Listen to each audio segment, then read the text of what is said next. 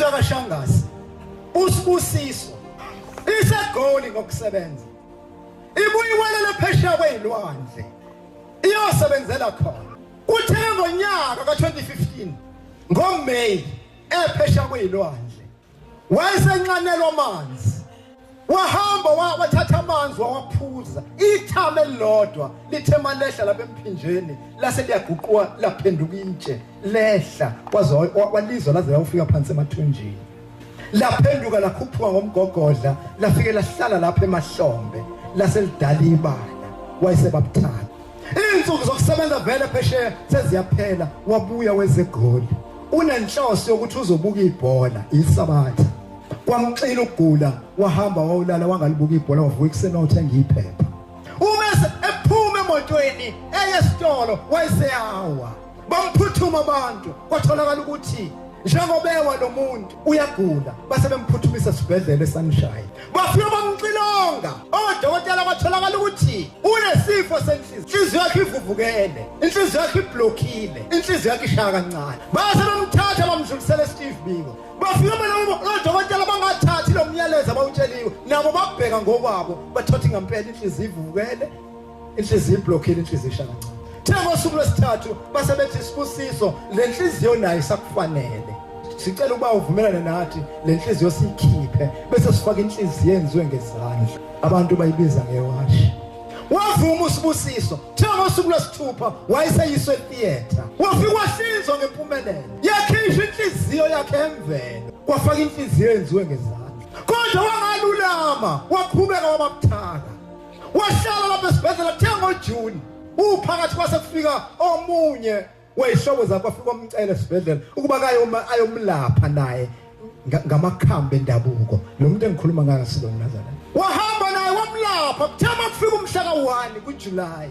ka2015 umkakhe wayesehamba wayomcela enyangeni ukuthi ngicela ukuba ke ngiye naye ebuhleni mhlawumbe unyazi lizomsiza ufika lapha ekhaya bangene ngempumelelo bafika phakathi bafika umshumayeli inkosi ayikho ibithi iqhamuka inkosi ifika ingene endlini mayiphuma ibuza ithi unani lo ngesikhathi ethatha inyawo ethi enkosini wayeseyawa ibisithi inkosi we uvumele nodokotela bakuhlinza ungangitshelile mina bekufanele utshele mina kuqala ukuthi unenkinga yesifo senhliziyo ngizokwenzani ba wayesebuye kukhumbula ukuthi konje ngiyinkinga wayesengena endlini uvaselina wakhe uthengwanga lapha kubantu wangena endlini wathatha wakhe wabuya wawukhangela mina empili wamfunza uSibusiso wayesethi hambani nenkosi bahamba babefika eThekwini yasithi lesizwe ngeke sisafike ekhaya ngicela ukuba sithole indawo esophumula kuyona la eThekwini kusasa bese siqhubeka siye ekhaya ngoba ngeke ngibe namandla okubhekana nabazali manje selishonile la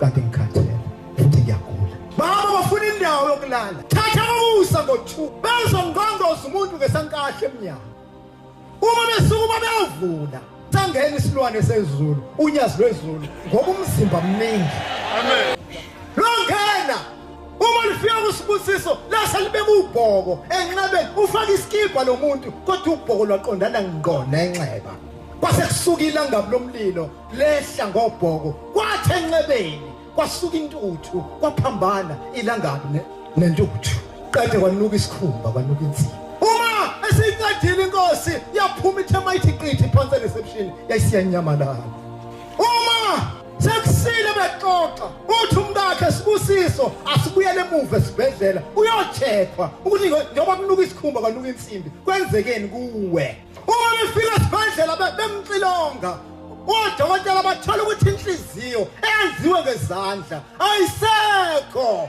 sekukhona inhliziyo yemvelo awasichazele kahle weSibusiso lenhliziyo ithathephi mbanda bathatha ucingo bafonela umkakhe athuza lemkhosi leyo nhliziyo kumyeni wami uyifakwe unyazi base bathi odokotela uyabona ke Sibusiso lo shembo okukhulunywa ngayo umfundisi sizophinda sikuhlinze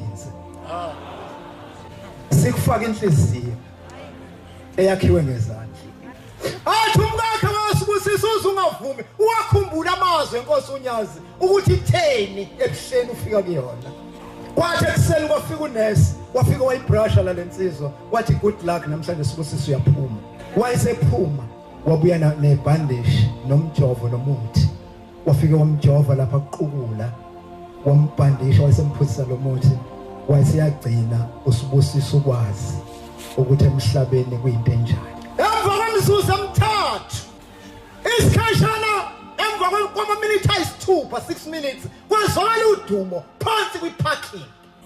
Indoda endala iqhamuka ihamba ngesithuthuthi ayihambi umuntu ongaphambi kwayo kudlukela yena. Yaqonda ngoye wathi iphethe ibhluku likadangara ngesandla. Kwafika udokotela kuyena wathi yabulase la khehle liza lapha. Uthi angilazi. Uthi inkinga ke leli khehle ndoba liza lithi lizokhipha wena la expert. Athi usibusisa kekho umuntu. Ngisho emndenini wami ongangani waba. Uphendula kanjani ngoba ngithe sekuphelile ngani. Uthi lolu dumo ngisathi siqala ezansi. Uthi wezwa kubuya amandla kuyena. Wayisetha akanwaya amehlo abheke kahle. Uthi wayesebheka utholibona leli khehla liza elihle eligqoka isudu alihambi kuvuleka umjiva. Lathi mayizofika phansi kaSibusiso ama-drip akade efakwe wona awasekho. Ibhandisha belapha phansi kuqhubula alisekho. Wathi sukuma mfana wami ugqoke sihambe siye ekhaya. Uthi kangizothi ubani? Ubani lokhipha uSibusiso lesibhedlela wayese-Don't envelope ebrown wabhala khona wathi okhipha uSibusiso lapha esibhedlela ubobatshela ukuthi inyanga ezweni. Inkosi Sibusise nikuzwile.